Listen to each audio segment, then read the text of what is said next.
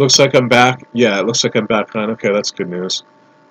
So how's everybody doing? Namaste. It's Ben Turner, um, of Order of the Holy Child, and which is part of the Summit Lighthouse. Some people were talking to uh, a colleague of mine regarding my affiliation with the Summit Lighthouse. Yeah, I'm a multi-year member of Holy Orders, and I'm involved in formative projects directly through the Summit Lighthouse. So it, describing it as something other than that is really not accurate information. Um, I have, also separately legal claims that tie to work that I've done on behalf of the Summit Lighthouse as well. And yeah, have maintained close ties to the family, and so have an affiliation that way additionally, and do as much work as I can on behalf of Holy Orders. And an ordained minister, and that's my story. I'm resurrecting Order of Truth, which is going to be an additional holy order added to the standard orders. And I belong to 4 of the holy orders. So I just wanted to re-articulate my position within the church. And I work from an ashram in Maine. I'm not in Montana. I'm in Gardner, Maine. But it's outside of Gardner. It's the same town name, as the church, as the location of King Arthur's Court, Gardner, Montana, Gardner, Maine. So, and I have friends in Livingston and Bozeman and all over Montana. But I'm just calling in to touch base with people, and I had some questions coming in before. I had a list of was responding to questions people thought were having with regard to how to approach development, and how to pursue better integration. And I'm not sure if it's time for me to talk about that right now, or if I should get directly on the internet and just quote from the encyclopedia, which is my normal course. By the encyclopedia, I mean the TSL encyclopedia, and quote from the Ascended Masters library, and so forth. But yeah, so I'm connected. I know about the Chicago church and efforts there, and I interact with people in Bogota all over the world. And basically, I'm in my own location, but I am directly affiliated with the Summit Lighthouse and also Church Universal and Triumphant. I know that since the change in the presidency there at the ranch has occurred, that there's been, and also the spiritual director has changed too. There have been a number of changes in the last couple of months. That there's been an effort to pursue micro communities, and that's great as well. I support doing that. I think all of that needs to be done in an integrated fashion, however, in which money is flowing in the right direction, and forms of administrative control and so forth are protected and enhanced, so that everybody benefits and so that it works the right way. That's my proposal. I think we need to continue to evolve in that direction.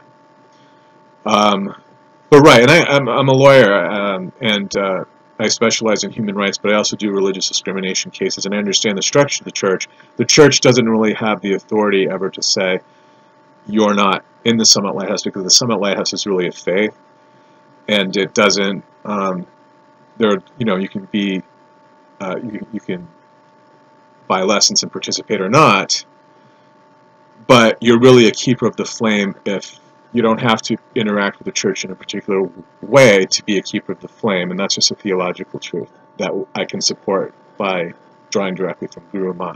So it's all one church, and there's really no mechanism at the ranch by which one could ever say, well, you don't belong or you're not affiliated with. You say that you're the Summit Lighthouse. You're the Summit Lighthouse until the theology proves otherwise. If it's getting out into the world that there's a Summit Lighthouse and you don't want members within that organization, then you really need to control your public identity. And really, the Summit Lighthouse, for the most part, works well as a hermetic, I would say, organization. There is sanctity in protecting the information, and sometimes in limiting information, but in doing it in the right way, and that's by not banishing. So it's important that people who need to say that they are starting their own center are able to do so in the area in which the deva is leaving the temple. Let's put it that way. You know, it's important that God make his way to where he needs to be geopolitically. It's vitally important. So that's how I'll open this. And I hope I'm not coming across as being too stern. I just want to make sure that everybody's on the same page to the fullest extent possible. And but right, that's basically, you know, that's what I'm thinking about, and so forth. Let's take a look at what's going on with some of these questions. I can get to the questions. Let me see if I can grab those right now.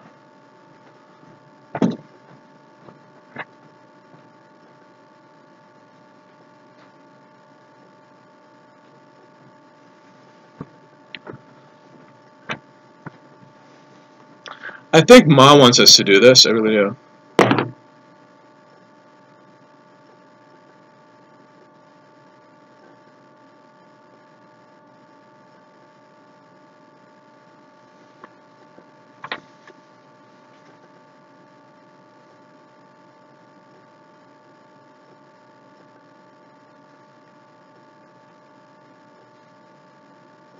Properties.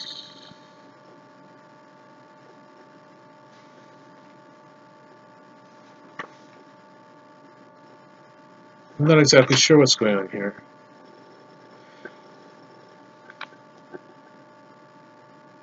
See, and also the other problem with people saying that I'm not directly connected is that you guys will put stuff on my desk, the ranch will put stuff on my desk that I'll have to respond to. And so it's the reality. You might not be paying me, but that does not mean that I'm not affiliated with the church and not working for you. So it's really important that people understand that, so that there aren't additional legal battles. But I mean, there really isn't a problem, I don't believe. But let me tell you. I'm trying to see if my colors took. I can't quite tell. I'm really sorry to be doing this. Like, well, I should be like actually working on that. But I can't quite tell if my color took. Okay. Open door. What is your opinion? I'm actually starting with these questions, you guys. I took these before, so I hope that this helps mend ties. But I don't think that there's a problem. What is your opinion about Open Door? Open Door is a radio program that is produced by the Summit Lighthouse. I would say that generally they have good information, but they're not top messengers. I mean, they're not messengers. They're communicants. So their information, how they broadcast information, is going to be limited, or the efficacy of the broadcast will be limited by virtue of where they are in terms of chakra law. I think, and in terms of aura, and I think those are fair terms to use, or accurate terms to use. So that's at issue, although they have good information, and they run segments of Ma and segments of Mark Prophet, and that's all it is. When they quote, I think periodically they might have other. I'm not sure if they run Ascended Master Godfrey or the previous lineage, the previous churches in the lineage. I'm not sure. Unlinking my access. I don't know what that means. State of Maine, huge, enormous problem. It should be on the top of everybody's mind if you're working on anything. Or in the back of your mind, at the very least, it should be informing everybody's effort. Right, I can verify that Martha, the sister, was the sister of Lazarus, and also an incarnation of Elizabeth Clare Prophet. Not everybody knows that, and that is directly from Mother, too, that she was Martha. I'm not sure what that means. There was not a project. I'll say this right now. There was not a project in Central America that was discontinued, and I regret it. Where I was interacting. I've been doing this for over 10 years, as I said. I've been interacting with the church, with church members down there, trying to drum up support for holy orders, and that's part of my mission as a member of the Order of St. Joseph, who was Germain, and I was inducted specifically into that holy order by a reverend at the ranch. So I'm really part of the theological underpinning of the ranch, and state my connection to that particular reverend to underscore that. But Martha was an embodiment of Elizabeth Clare Prophet. That's correct, from the Bible. They wanted me to verify that. Oh, the Nada Project. I'm sorry.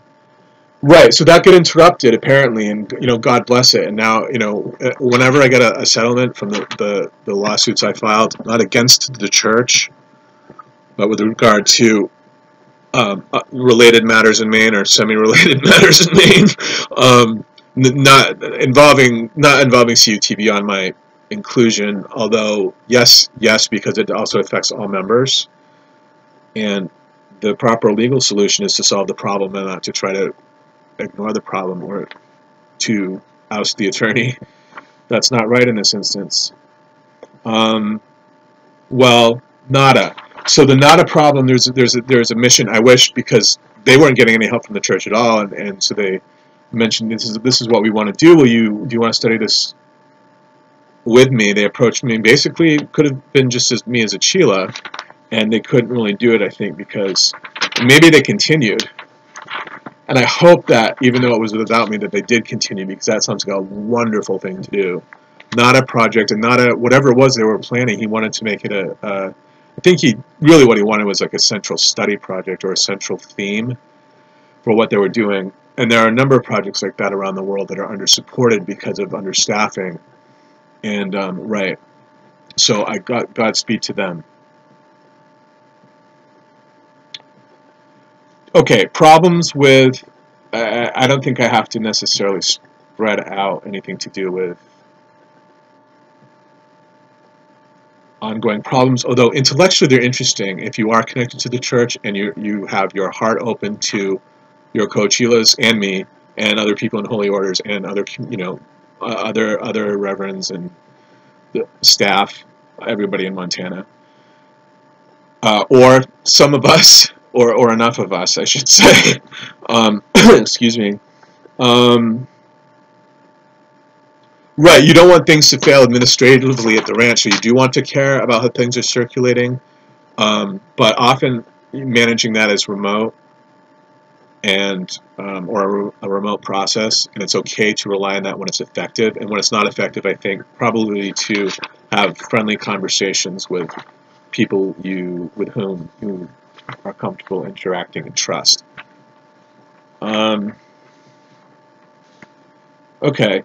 Right, and I've seen discrimination, pernicious kinds of discrimination. I'm not paying lip service to any, uh, social theory, like pernicious kinds of discrimination against gays and Muslims and at CUT, and we're mostly, I think, incredibly conscientious, and I think really adhere to the highest standard. I do, as a church. But there are still points where even God, the system knows that it's not perfect, and it's going to be showing you information in part so that you can vet it. And it does this also at the administrative level, too. So when you see stuff coming across your desk where it's openly anti-Islam or homophobic, and I mean, it comes to me, it's anti-Islam, and we're Sufi. We're part Sufi. You have to deal with those sorts of things. They have to be addressed. It's not an option not to address it, and it's not collectively a choice either. It's too ruinous to the organization to ever let something like that slide. Goddess of Liberty, we are allowed to receive individual revelations too, as members of the church. So if you don't, someone wants to think that my information is a little bit off the path of Mark Prophet's information, I don't have a problem with that, as long as you understand that I'm as adherent as possible, but I think sometimes information comes to certain Chilas ahead of time as well. In any event, I think that for this Christmas, Mother Mary, beloved Mary, very clearly delivered to certain people in the church the message that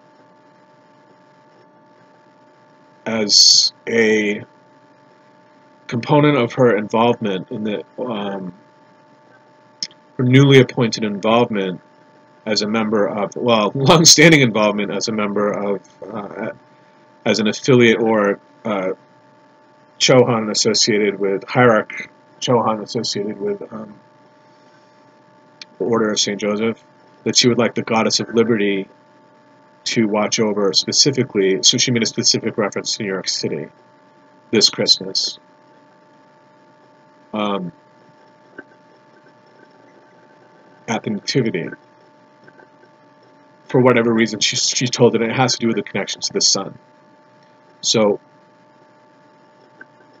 that was delivered to us, and I'm very grateful. I know one or two people in the church who I know will be very grateful to have this.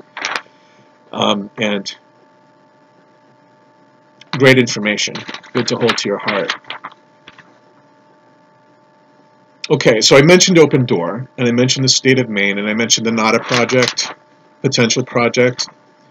Once everything is battened down at the Healing Waters project in Montana, maybe we can talk about trying to get funding through Holy Orders, either the existing Holy Orders to which I belong, or Order of Truth, which is the one that I'm personally resurrecting. I'm not saying Order of Truth has been vetted by the ranch or not, but my understanding is that the spiritual director at the ranch has said it's whoever actually has the newer information, and I agree with that as well. So I think that when this material comes to us, it's important to integrate it during the magisterium. It's important that the people who need to make it to the magisterium make it there. So that's the other thing with regard to funding. So I think also, if you're interested in actually calling up at the ranch and saying what's going on, calling and asking to see where they are with the scholarship that I proposed for travel. They said that they would inquire about it when I asked. And the other thing is that publishing wanted me to come out too, and I have email to that effect. Publishing did at the ranch wanted to have me out, and there's not been funding for it yet. So it's not lack of involvement or interest, it's really lack of funding and transportation.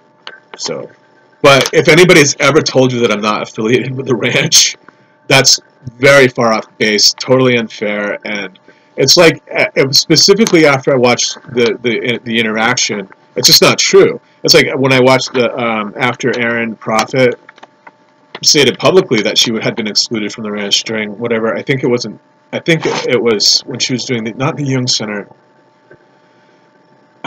It was in Houston. I think she was teaching at Barnes & Noble, rather giving a lecture about life at the ranch with Elizabeth Clare Prophet in her book at Barnes & Noble. I think it was Bozeman probably that I saw, or Livingston, I'm not sure. I think it was Bozeman.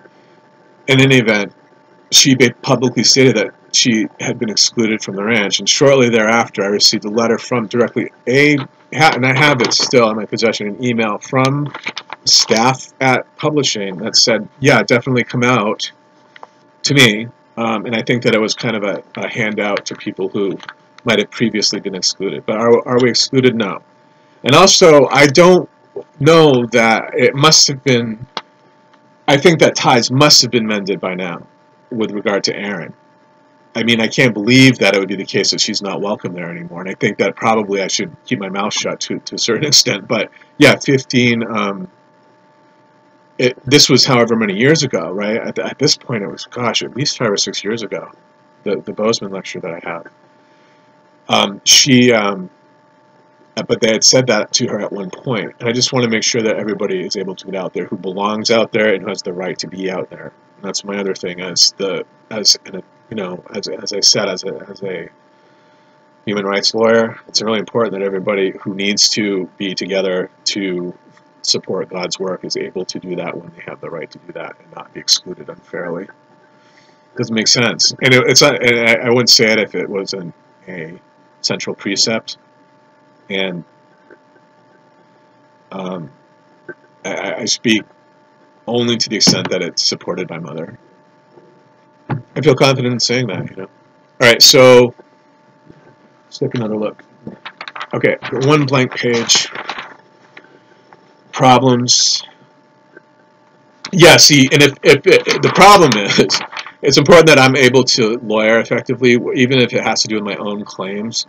Even on my own personal claims, I still have to lawyer effectively. But when someone is involved in the church, you don't want to boot them to the curb because that sort of, or be overly exclusionary as an institution, because that sort of activity will cause interference in the administration of justice, and it's going to affect everybody negatively when people get kicked around. And I know as a chaplain, I've had locked horns with long-standing members of Church Universal and Triumphant.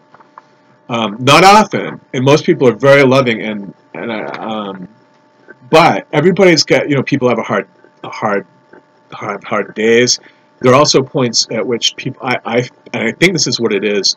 I don't quite have the lexicon to describe it yet, but it's matters, I think, having to do with people's individual wills in terms of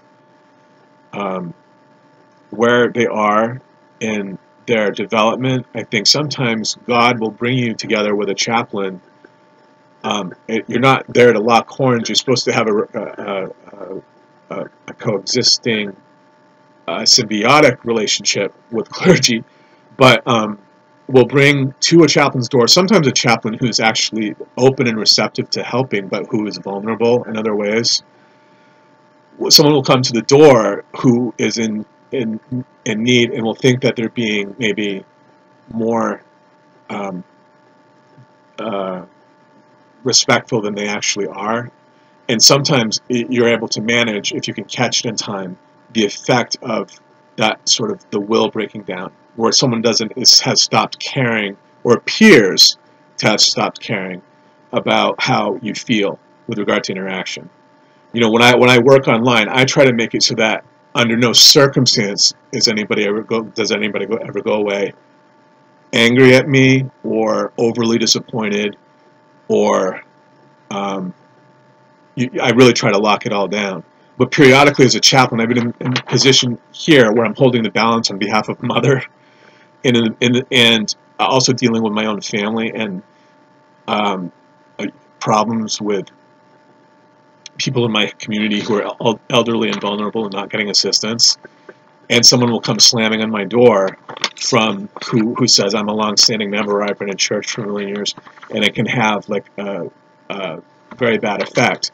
At that point, it's also not appropriate to say, well, I'm somehow not an authority at the ranch. It would help to have more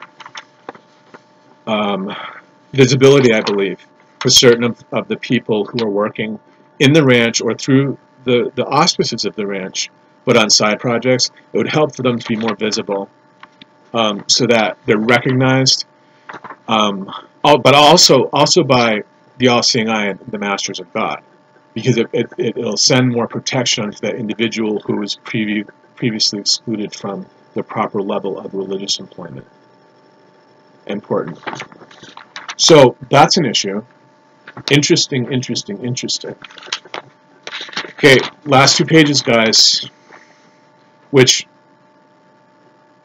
Okay, and then someone unlinked from me.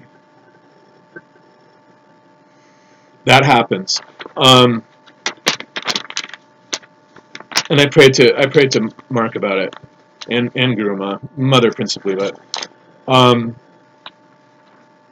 that happens, and it's karma to balance, and often I think it's to actually salvage the components of the relationship that would have otherwise been affected.